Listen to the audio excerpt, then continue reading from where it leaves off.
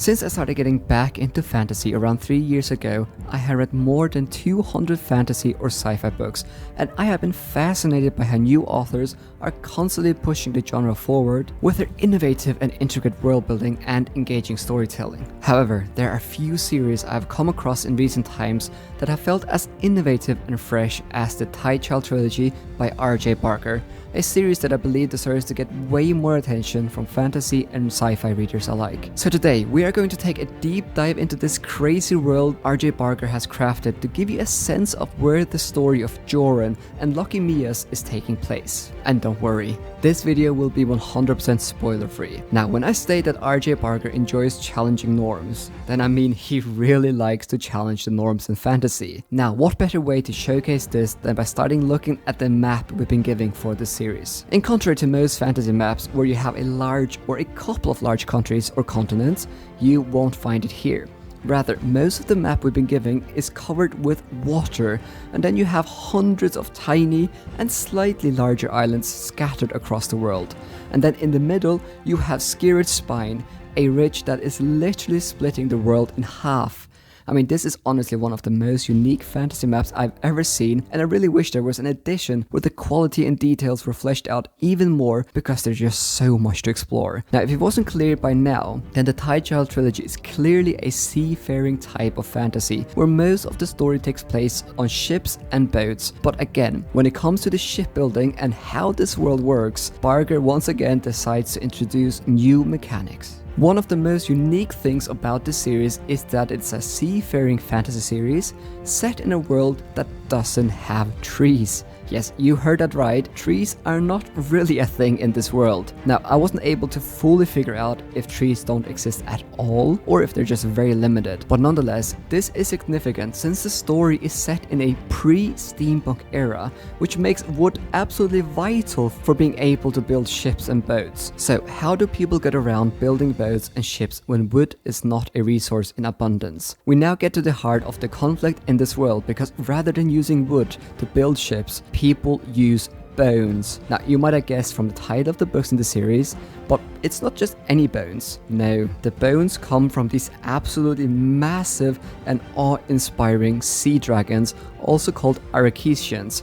And these sea dragons are both rare and incredibly valuable. Before we delve a bit deeper into these sea dragons, I have to tell you a bit about the overall conflict in this world. The world is divided into two primary kingdoms, the Gauntlet Islands and the 100 Isles, and these two kingdoms have been fighting for generations. When we enter this story, the war has been waging so long that most people have forgotten why they are fighting, but rather fight since their environment and stories from other people have demonized the other half. Now, the real tension in the series, and especially in the first book, is that the sea dragons in this world, the Arachisians, have not been spotted for decades, and some even believe that they might be extinct, which is a horrible news for any kingdom, since these dragons are not only vital for shipbuilding, but they are also worth an immense amount of money. There is a section in the first book where one of the characters states that if they're able to hunt and kill an Arachisian, then that will give them enough money for a whole crew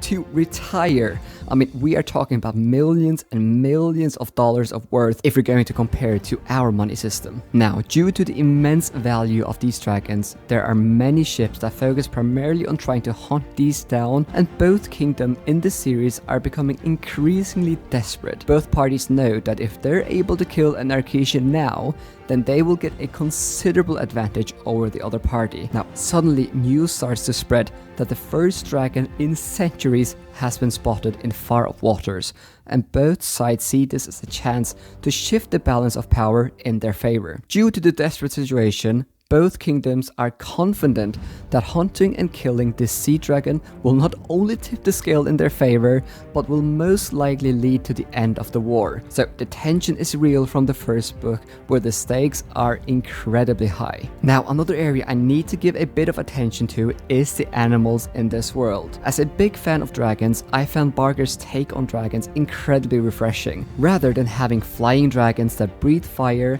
the dragons in this world live in the sea and are absolutely massive in scale. It's also fascinating how, rather than the dragons being these creatures that destroy kingdoms and are very mythical and mysterious, they are actually central to the financial systems and the economy of these different kingdoms. And albeit the dragons are very scary and powerful in the series, it is the humans that hunt them and not the other way around, or at least for the most part. But the dragons are not my favorite animals in this series, which is rather surprising, but rather it's the Gullim. Once again, I am in awe of Barker's ability to introduce interesting and unique mechanics to his world building. The Gullim is a humanoid kind of bird that is able to use magic to control the winds. Now, due to its ability to manipulate winds, most ships will have at least one Gullim on its ships to be able to speed the ship forward.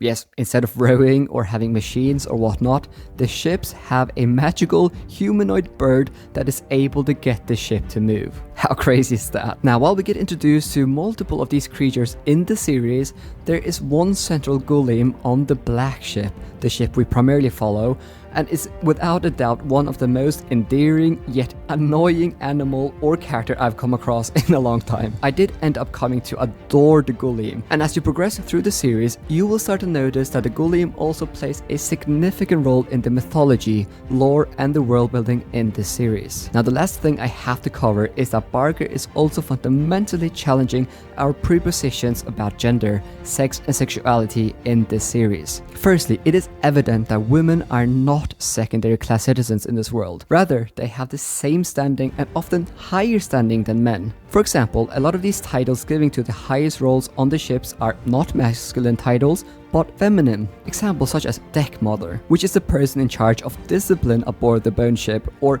Ship Mother, which is the commander of the fleet, or Ship Wife, which is the master and commander of the ship. Moreover, the male crew has incredible loyalty and respect for the shipwife in this series. Women are truly respected in this world. Now, there's also an interesting dynamic on board the black ship, the ship we follow, due to what is called Burns Law.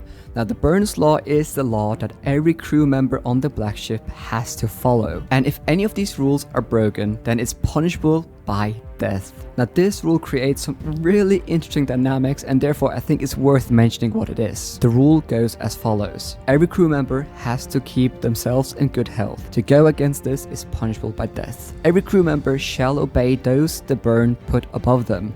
To go against this is punishable by death. Every crew member shall pay true honor to the maiden, mother, and hag. To go against this is punishable by death. And lastly, a woman may lay with woman, and man lay with man, but woman may not lay with man and risk a child aboard the ship.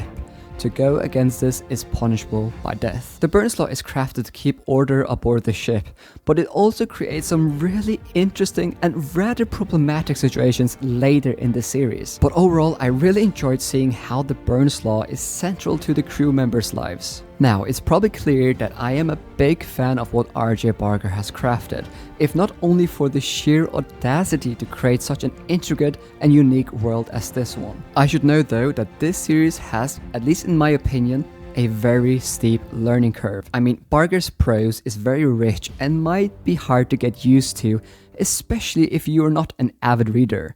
And now, to make things even more complicated, Barker loves creating new terms for almost everything, so be prepared to be dropped into a world where almost everything feels new and complicated. Now, it took me around 100 pages before I even felt I had adjusted to the way Barker tells the story, and I wouldn't be surprised if a lot of people find themselves wanting to DNF the series early on, because as I said, the learning curve is so steep. When it comes to the books themselves, I did find book 2 to be the best one in the series, which is quite rare for a trilogy. I mean, usually the first and the last books are the best, but that was not the case here. Unfortunately, while it's still a good book, I did find the last book to be the weakest in the trilogy. Now, due to spoiler reasons, I won't get into details, but basically, one of my favorite characters in the series is missing from most of the book, and when this character finally reappears, it just felt different. Also, the conclusion to this trilogy is one of the most unique conclusions I've come across, but overall,